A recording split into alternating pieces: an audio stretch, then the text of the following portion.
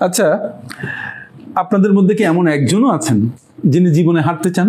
উত্তর হচ্ছে না, আমরা কেউই হারতে চাই না, সবাই কি জিততে চাই।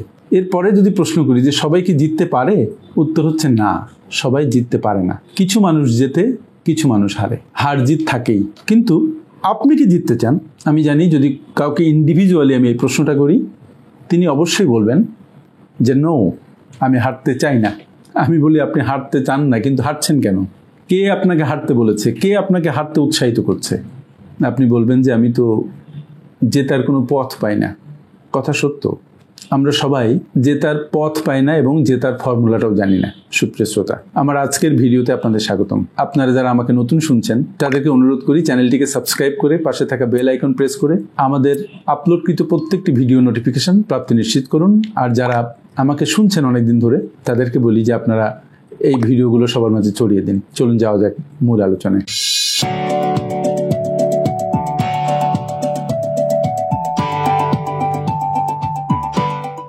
বলছিলাম যে আপনি হারতে চান না, কিন্তু হারছেন কেন? আপনার নিজের সাথে নিজের একটু বসা দরকার যে আপনি কেন হেরে যাচ্ছেন। আপনি দেখবেন যে আপনি যে প্রসেসটা শুরু করেছেন সেই শুরুর মধ্যেই গলদ আছে, কোথায় যেন ঝামেলা আছে। আপনি যে কাজটা করতে চান আপনি দেখবেন সেই কাজটা আপনি ঠিকমতো বুঝতে পারছেন না। তার মানে আপনার ক্লারিটি অফ পারপাস আপনার নাই। মানে আপনি বড় হতে চান, কত বড় হতে চান সেটা আপনি জানেন না। আপনি এক্স্যাক্টলি কি করতে চান সেই ব্যাপারে আপনার সুনির্দিষ্ট কোনো ধারণা নেই। প্রথমত মানুষ ফেল করে এ কারণে যে সে জানে না সে আসলে কি চাচ্ছে। কথার কথা যে আপনি একটা ব্যবসা শুরু করবেন, তাহলে আপনাকে বুঝতে হবে যে আপনি কি ব্যবসা শুরু করবেন, কোন প্রোডাক্টের ব্যবসা শুরু করবেন, কোন অঞ্চলে কাজ করবেন, কতজন লোক আপনার লাগবে, আপনি প্রোডাক্ট প্রকিউর করবেন কোত্থেকে, আপনি বেচবেন কোথায়, কি দামে কিনবেন, কি দামে বেচবেন, এসব কিছু নিয়ে আপনাকে চিন্তা করতে হবে, আপনাকে স্টাডি করতে হবে, একটা থরো একটা ওয়ার্কের মধ্যে দিয়ে যেতে হবে।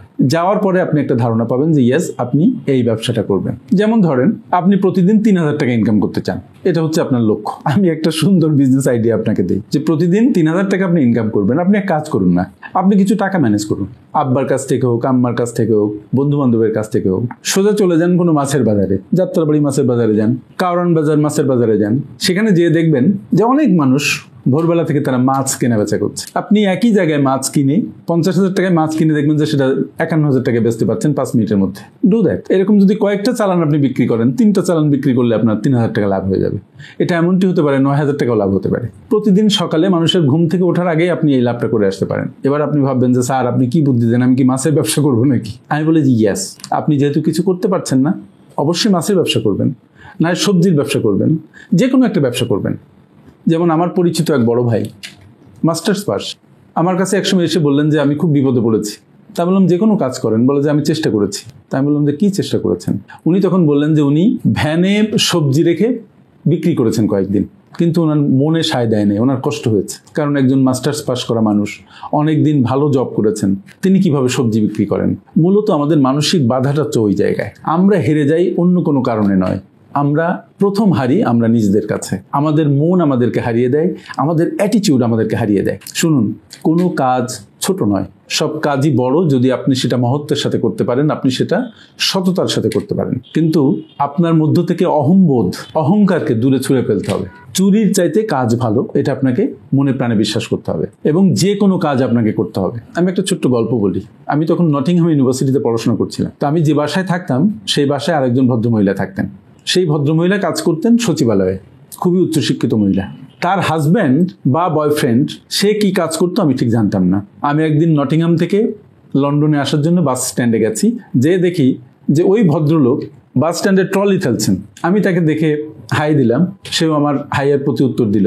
তার মধ্যে আমি কোনো লজ্জা দেখি নাই যে সে ট্রলি ফেলছে বলে। তার মানে তার ওয়াইফের তুলনায় তার যে কাজ, এই কাজের মধ্যে বিস্তর ফারাক আমাদের বাঙালিদের চোখে। কিন্তু তাদের চোখে এটা কোনো ফারাকের বিষয় নয়, তাদের চোখে কাজ কাজই। তারা এইটুকু মহত্ব অর্জন করেছে বলেই তারা উন্নত বিশ্বের কাতারে।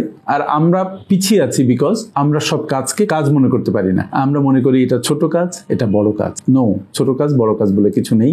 সততা দিয়ে যে কোনো ছোট কাজ আমরা যেটাকে মনে করি সেটাই আপনি বড় কাজে রূপান্তর করতে পারেন। তাই আপনারা যারা হেরে যাচ্ছেন তাদের ক্লারিটি অফ পারপাস যেমন নাই, ঠিক নিজের সম্পর্কে ধারণাটা ওরকম নাই, এবং কিছু ডগমা আছে, সোশ্যাল ডগমা আপনাদের মধ্যে ভিড় করে আছে। এই জন্য যে কোনো কাজে হাত দিতে আপনারা সাহস পান না, মানসিক বাধা আছে। সফলতা অর্জন করার জন্য আপনার কোনো একটা কাজ খুঁজে বের করতে হবে, শুরু করতে হবে এবং ওই কাজটা সফল না হওয়া পর্যন্ত আপনাকে লেগে থাকতে হবে। মাঝপথে যদি আপনি ছেড়ে চলে আসেন তাহলে আপনি বিফলই থাকবেন। সফলতার সহজ সূত্র, যে কোনো একটা কাজ খুঁজে বের করুন, এই কাজটা আপনি করবেন, তার জন্য আপনি রোডম্যাপ তৈরি করুন, প্ল্যান করুন, কাজে নেমে পড়ুন এবং কাজটা অর্জন না হওয়া পর্যন্ত আপনি ছাড়বেন না। কে আপনাকে হারায়? আপনাকে হারানোর কেউ নাই। আপনাকে যদি কেউ হারায় সেটা আপনি নিজে। সুতরাং সিদ্ধান্ত আপনার যে আপনি নিজেকে হারাবেন নাকি নিজেকে জেতাবেন। থ্যাংক ইউ ভেরি মাচ আমার সাথে এতক্ষণ থাকার জন্য।